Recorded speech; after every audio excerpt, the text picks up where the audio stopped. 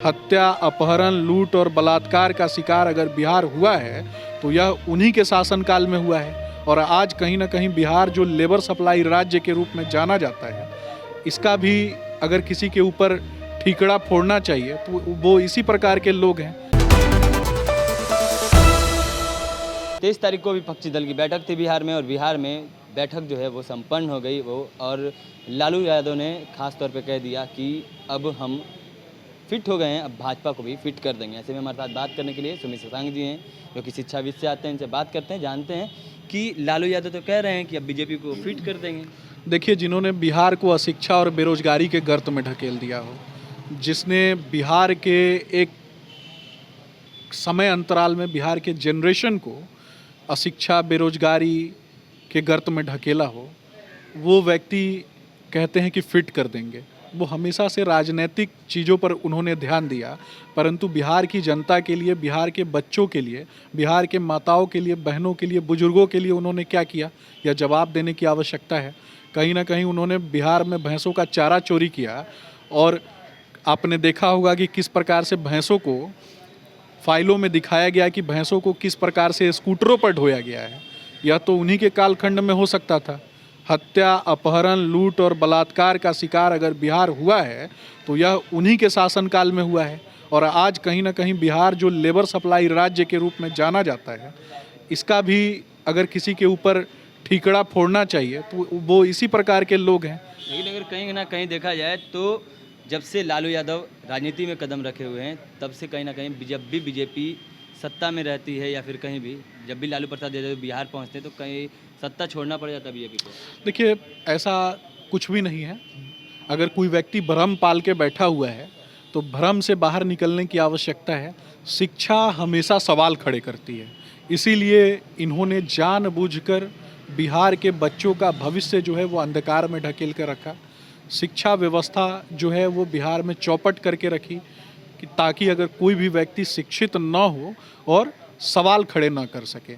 इसीलिए उन्होंने अपने बच्चों को भी नहीं पढ़ाया, अपने दोनों युवराजों को भी नहीं पढ़ाया, और जिसका परिणाम आप देखते हैं कि उनके बच्चे भी स्कूली शिक्षा से दूर रहे।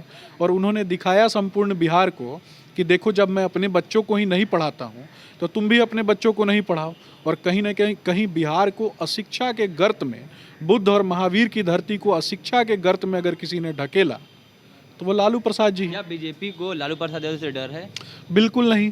लेकिन आपके जो नेता प्रतिपक्ष है, उनका कहना है कि हमने लालू प्रसाद यादव को पिंजड़े में कैद करने का काम किया। देखिए, जो व्यक्ति राज्य के संसाधनों की चोरी करेगा और जो आपराधिक गतिविधियों में लिप्त रहेगा, भ्रष्टाचार में लिप्त रहेगा, तो वैसे व्यक्ति को अगर माननीय कोर्ट के द्वारा सजा दी जाती है और वैसा व्यक्ति अगर इस प्रकार के भ्रष्ट आचरण के कारण जेल जाता है, तो निश्चय ही अगर इस विषय पर अगर भारतीय जनता पार्टी के कार्यकर्ता एवं नेता कहते हैं कि इस प्रकार के लोग अगर जेल जाएंगे और जेल में रहे हैं तो इसमें गलत क्या है? भारतीय जनता पार्टी के जो नेता प्रतिपक्ष है विजय कुमार सिन्हा का साफ तौर पे कहना था कि उन्होंने खुद पे जिम्मेदारी लेकर के कहा था कि हमने लालू प्रसाद यादव को पिंजड़े में कैद करवाने का काम किया था। देखिए, मैं आपको यह बताऊंगा कि जब लालू जी का शासनकाल रहा तो लालू जी के शासनकाल में आपने देखा होगा कि कोई भी व्यक्ति जो है वो डर के मारे आवाज़ नहीं उठा पाता था।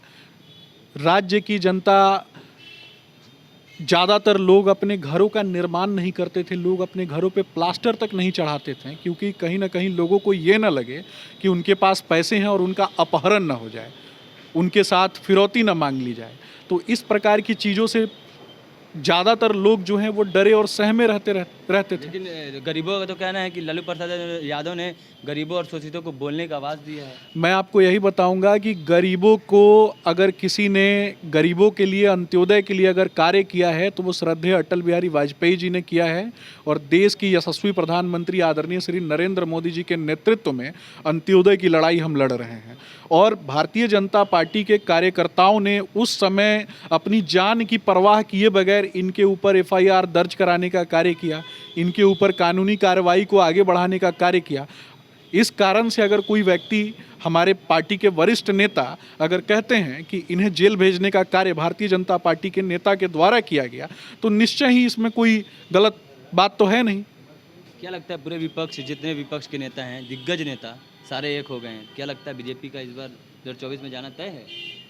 एक से बढ़कर एक भ्रष्टाचारियों की जो जमात है उसका आगमन बिहार की धरती पर हुआ।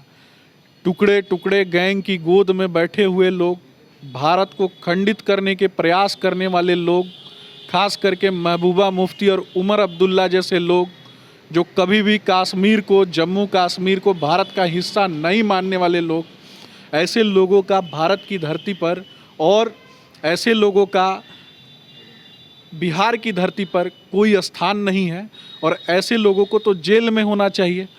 जानबूझकर भारतीय जनमानस के खिलाफ और भारतीय जनमानस को भड़काने वाले जो लोग हैं, इनका हिसाब जो है वो भारत की जनता 2014 से कर रही है और आने वाले भविष्य में आप देखेंगे। लेकिन आपकी बात अगर आप बोल रहे हैं कि भारत की जो ज़मीन है जम्मू एंड कश्मीर की, उसको मानने वाले केजरीवाल जिन्होंने सपोर्ट किया था, वो भी कहीं ना कहीं उस विपक्षी दल की बैठक में मौजूद। देखिए, मैं आपको यह बताऊंगा कि देश के केंद्र दिल्ली में अगर सबसे बड़ा भ्रष्टाचारी अगर कोई है तो वो केजरीवाल जी और केजरीवाल जी के साथ जुड़े हुए उनके नेतागण हैं। देश के केंद्र दिल्ली और दिल्ली का केंद्र कनॉट पैलेस, जहां आज भी बाल मजदूरी होती है और बच्चों को स्कूल में अच्छी सुविधा और शिक्षा व्यवस्था मुहैया नहीं कराई जाती है, उसका अगर एकमात्र कारण अगर कोई है तो वो केजरीवाल है।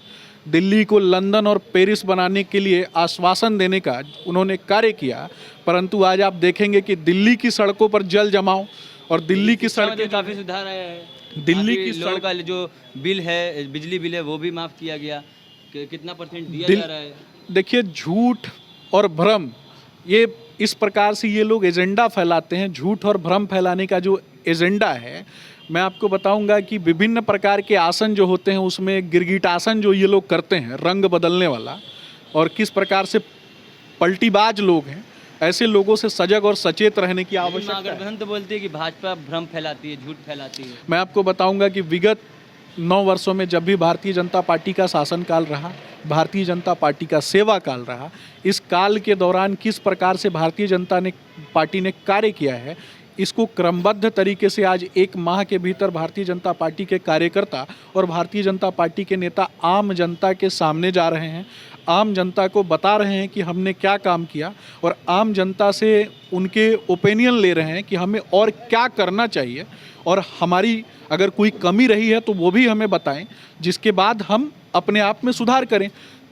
भारतीय जनता पार्टी का नेतृत्व हमेशा से अंत्योदय के लिए प्रतिबद्ध रहा है। भारतीय जनता पार्टी का नेतृत्व हमेशा से प्रत्येक व्यक्ति के क्रियाकलाप को अच्छा करने के लिए प्रतिबद्ध रहा है। हम भारत के लोग भारत को विश्व गुरु बनाने की भूमिका में किस प्रकार से आगे बढ़ें, ये सोचना आवश्यक है। ये अनेकता के धागों में बंधा हुआ भारतवर्ष विविध संस्कृतियों को समेटे हुए एकरूपता के धागों में बंधा हुआ है। तो ये हमारे साथ सुमित शशांक जी थे, जिनका साफ तौर पे क्या कुछ कहना था आपने इस वीडियो में सुनाया था। तमाम खबरों के लिए जुड़े रहे हमारे चैनल इनसाइड के साथ। तब तक के लिए धन्यवाद।